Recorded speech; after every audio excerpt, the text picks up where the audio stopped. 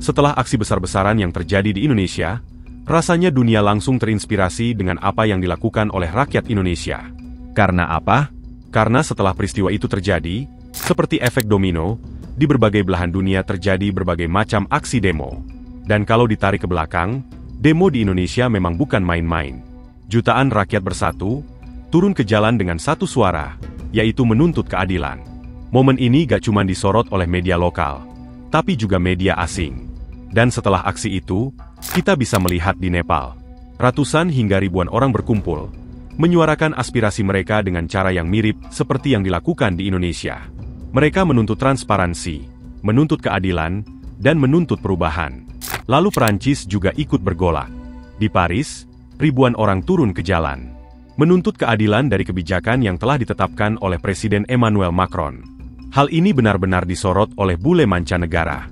I don't know if anybody else knows this because it is breaking news. Like the last 2 days in Nepal, there are huge anti-government, anti-billionaire riots. They are burning shit to the ground. This shit is happening in Jakarta, Indonesia as well. The world is revolting against these rich assholes who are hoarding wealth. Like, if you don't understand, there was a cosmic event, there was an eclipse, a blood moon, the moon is in Pisces. It's the end of Pluto's cycle. I'm not really big into astrology, but I understand that these things coincide with, the last time this happened, there was revolutions the world over, the Haitian Revolution, the French Revolution, the American Revolution, the last time that Pluto was there. Pay attention to these things. Pay attention. What do we do? Dan kini, giliran Inggris yang menjadi sorotan. London mendadak dipenuhi lautan manusia. Diperkirakan lebih dari 100.000 orang ikut serta dalam aksi ini. Isu utamanya adalah soal imigrasi, dan soal kebijakan pemerintah yang dianggap tidak adil. Banyak pengamat bilang, apa yang terjadi di London itu lebih dari sekadar demo biasa. Bayangkan saja, lebih dari 100.000 orang berbaris di jalan, meneriakkan slogan, mengibarkan bendera. Did you see the London protests? Follow, because this might be more than just another demonstration. Over 100,000 people marched in London today. The Unite the Kingdom rally, led by Tommy Robinson.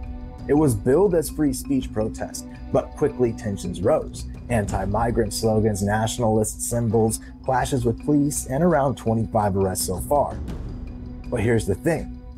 This isn't isolated. In Nepal, Gen Z protesters rose up against government corruption and a social media ban.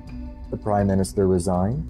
Across Australia, multiple protests broke out over immigration, racism, and other issues, not to mention Ireland. What we're seeing is widespread frustration, anger at leaders, loss of faith in institutions, a feeling that common citizens are ignored. Symbols, flags, chants, not just protests, they're statements. So I want to ask, is this moment more than anger? Is this the Great Awakening? People finally standing, speaking truth, refusing silence. In spite of fear and division, maybe what's brewing is not collapse, but a new beginning. Ya, dengan rentetan aksi yang terjadi di berbagai belahan dunia, tentu muncul sebuah pertanyaan. Apakah semua ini memang efek dari demo besar di Indonesia? Tidak ada yang bisa memastikan. Tidak ada akademisi, analis, atau pengamat yang berani bilang ini benar-benar akibat langsung. Karena peristiwa yang terjadi di Indonesia, Nepal dan Perancis, menyangkut tentang kebijakan yang dilakukan oleh pemerintah. Sedangkan yang terjadi di Inggris, menyangkut tentang isu yang cukup sensitif dan ditunggangi untuk menyerang salah satu umat beragama. Tentu ini cukup berbeda dengan yang dilakukan oleh Indonesia, Nepal dan Perancis. Namun banyak bule memberikan opini, bahwa secara tidak langsung, setelah terjadi aksi besar-besaran di Indonesia, beberapa negara langsung tergerak untuk berani menyuarakan pendapat. Bagaimana menurut kalian? Tulis di komentar.